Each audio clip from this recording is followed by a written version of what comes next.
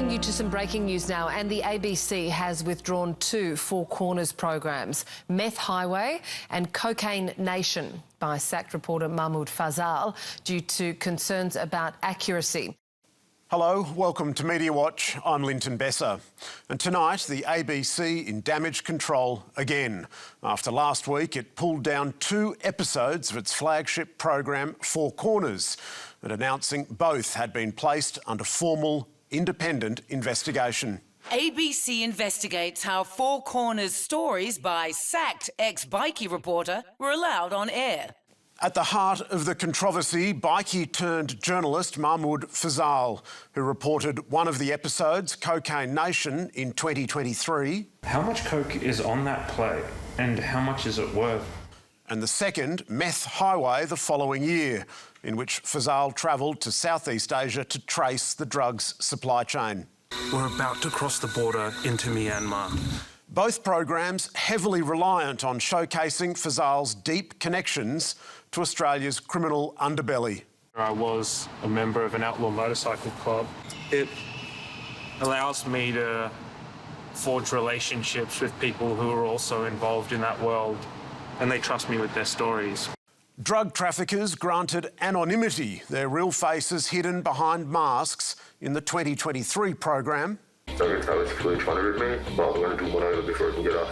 So he's hatching a plan for an associate to pull a gun and steal the coke. And again in 2024. I just bought some product just to show you how to extend the product. I won't do a cooking show, but I can briefly explain. Cocaine Nation, a ratings bonanza, celebrated as the most watched Four Corners documentary that year. But on Friday, the 2 episodes were suddenly stripped from the internet, the ABC citing concerns identified about the veracity of certain sources used in both programs. And why this drastic action now, so long after the programs were broadcast?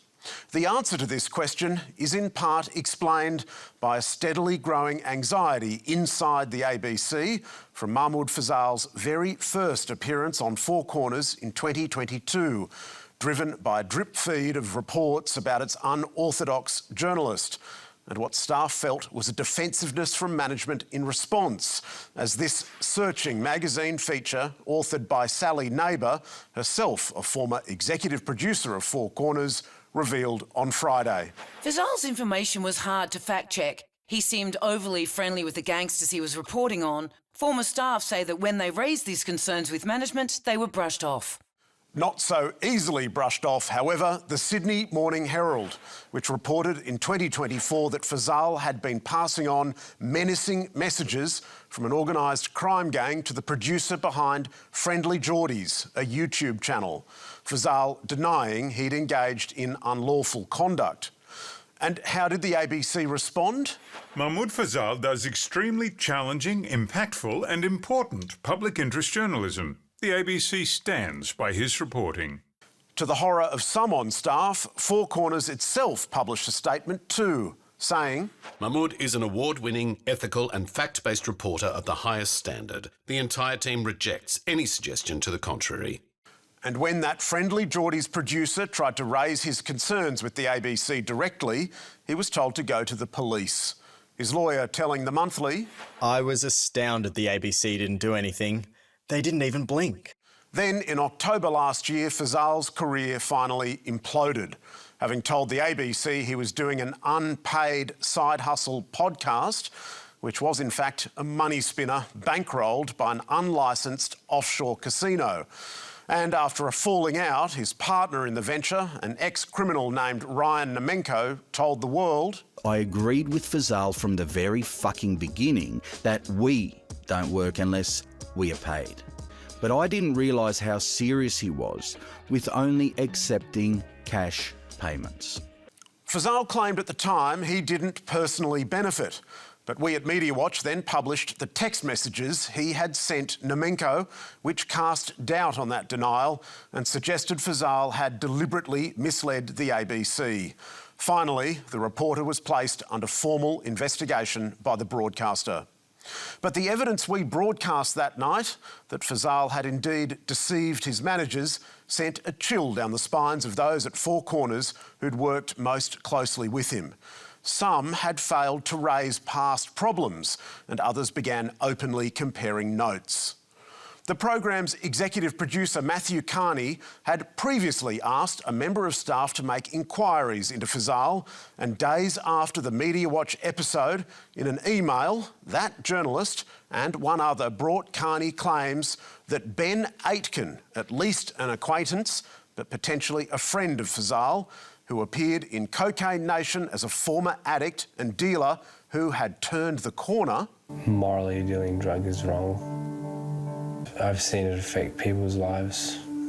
And who Ryan Nemenko claimed had accompanied Fazal one night to collect money from him, may have played the role of a masked man named Brendan, who cooked the very methamphetamine which featured in Fazal's other problem program, Meth Highway. I'm at this address waiting for a meth cook. A little bit nervous because it's taken a lot for us to convince him to be part of this documentary and to tell his side of the story. And I hope he shows up. Can she film yet, or? Yes, yeah. Of course. This cook has asked me to call him Brendan. And may have even played another character in the first film, Cocaine Nation, allegedly sweeping a room for listening devices. I finally landed an interview with someone at the top of the cocaine supply chain, a large-scale commercial trafficker. He's been doing it for more than 30 years and has never been caught. He sent someone ahead to sweep the place for bugs. Just to be clear, we are not saying Ben Aitken was or was not any of these things. We don't know for sure, and remarkably, the question of whether Aitken ever was a meth cook or a bug sweeper remains a mystery, even at Four Corners. But these are the allegations that prompted the ABC to remove the programs and refer them to the Ombudsman. Matthew Carney told us that when rumours emerged more than 2 years after the programs went to air that one of Fazal's sources could be compromised, he initiated an internal investigation. Then, late last year, I received a confidential email outlining there was probable misrepresentations of an anonymous interviewee. I was shocked by the contents and did my own inquiries, and the ABC investigated the matter after I had retired. Crucially, by the time Carney received that email, Fazal, already under investigation for his Moonlight podcast, had disappeared on personal leave, making it impossible for Matthew Carney, or indeed anyone at the ABC, to ask him formal questions about these new allegations. The rogue reporter was not sacked until May this year, when finally he submitted to a workplace interview. By then, Four Corners' next executive producer, Joel Tozer, had taken over the program and, while gathering internal correspondence in response to a Freedom of Information application, was given a copy of the October 2025 email and raised the alarm. He took it to his boss, Joe Piccini, who in turn reported it to hers, the then news director, Justin Stevens, who asked Tozer and editorial director Gavin Fang to commence an investigation. By early July, Fiona Cameron, the ABC's independent ombudsman, had been commissioned by the ABC board, no less, to commence a formal editorial review. On Friday, Mahmoud Fazal issued a statement expressing shock at the decision and claiming, "It is a deeply worrying precedent for the ABC to remove investigative journalism from its flagship program." The ABC declined to address our questions, citing the Ombudsman's investigation, while Ben Aitken did not comment. Although the last time we sent him questions about Mahmoud Fazal, he responded with this. "Hi, mate. Sorry, catching up on a lot of shit." The ABC's editorial guidance stresses that great care needs to be taken when granting anonymity, because to do so is to ask the audience for its trust that the organisation can vouch for this person and that there is significant public interest in what they have to say. Whatever the Ombudsman's investigation finds, it is clear to us already that great care was not taken. Indeed, the program's leadership gravely erred, in choosing to gamble with its reputation established over 65 years by backing in the anonymised access to the underworld that Mahmoud Fazal provided. A reporter who, let's not forget, has coldly betrayed those who championed him. We turn now to one of the bloodiest conflicts on the planet, and it's not in Europe nor the Middle East. We go from the edges of Khartoum to the edges of Darfur, where the wounded are streaming into eastern Chad one after the other. There's a dark sense of deja vu here. Images I remember seeing from the Darfur genocide in the early 2000s, unfolding again. For the past 3 years, the East African state of Sudan, south of Egypt and astride the Red Sea, has been riven by a bloody civil war, a brutal power struggle between Sudan's army and a breakaway paramilitary group, the Rapid Support Forces. Both sides accused of war crimes, and the people of Sudan subjected to industrial-scale massacre and rape, the death toll between 150 and 400,000 people. Human rights groups and the US government have alleged siege, starvation is a weapon of war, rape is a weapon of war, the inducement of famine, all the way to the use of sophisticated drone warfare. Despite the horror, perhaps because of it, the conflict has taken on a tragic label. Sudan's Forgotten War. There are now warnings El Obeid, home to more than 500,000 souls, may be the site of a fresh round of atrocities, under siege for more than 18 months and under increasing bombardment by drones. Experts fear the RSF will be embarking on another brutal and bloody mass killing. This is not a drill. It is a red alert that needs to land on the desks of heads of state and government around the world. After its shocking campaign in October last year, the siege of El Fasher in the long-troubled region of Darfur. We are seeing body piles visible from space. El Fasher has been surrounded by what we call a kill box. They've built an earthen wall to trap the people inside. We see objects consistent with bodies appear. In all of these locations, none of these objects were visible 24 hours before.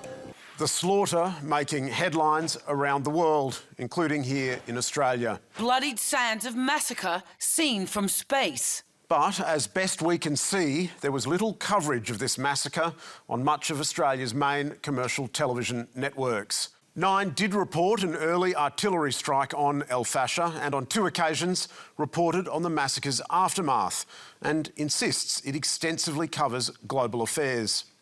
Over the past 12 months on Channel 7, we could find nothing at all about the conflict in Sudan, and it did not respond to our email seeking clarification. 10 also told us it had broadcast 3 items about Sudan in the past year, which we could not find. Whatever focus the conflict is getting, it's not enough, says one human rights activist. El Fasher may be the largest mass casualty event since World War II. It should be front-page news around the world. We don't even know how many kids have died from starvation. They're eating animal feed and shells to survive. Those kids did not get enough coverage.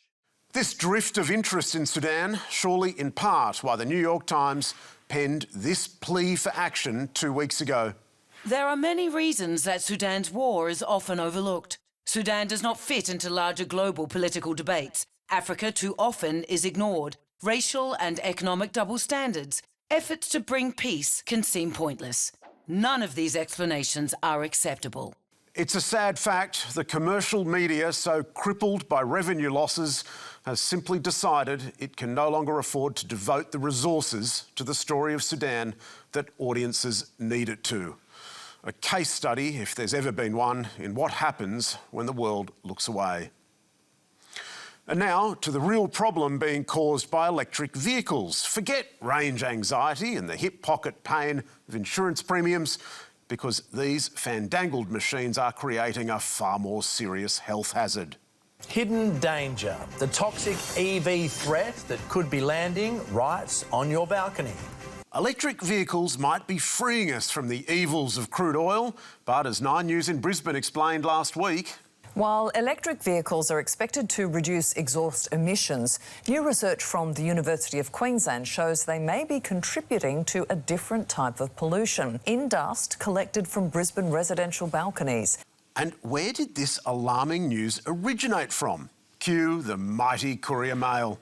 Research reveals dirty EV secret. Electric vehicles are sending more toxic tyre dust into the air than petrol cars, according to new research that has detected it accumulating on people's balconies. The news was just as devastating for EV-loving apartment dwellers in Melbourne and Hobart, although some of the Courier Mail's readers on Facebook were a little bemused. Good thing I don't have a balcony. How on earth do they figure out the tyre dust on those balconies is from electric cars? Saw the scientist interviewed on TV News. She said there is no evidence that the tyre residue is from EVs. That interview was on 10 News, where the University of Queensland researcher did indeed explain that EVs were not the problem. It is said that because they are heavier due to batteries, they may generate more tyre particles, but the evidence is not there yet. In fact, Simran Kaur's new study, which was accurately reported by Brisbane Times, Yahoo News and Radio 4BC, made absolutely no finding at all about EV cars. Nine's spokesperson confirmed it got the story wrong, and to its credit, when the Courier Mail realised its error, it removed the toxic EV claims from its headline, sub-headline and photo caption, conjuring some accuracy back into the copy. While the first of its kind Queensland study did not investigate electric vehicles, it is feared that heavier EV vehicles could add even more toxic tyre pollutants. Though personally, I do wonder whether the most toxic pollutant in this story had nothing at all to do with tyres. And that's all from us tonight. Be sure to check us out on ABC iView as well as YouTube, Facebook and also Reddit. You can find full statements on our website. And don't forget to send us your tips. See you next week.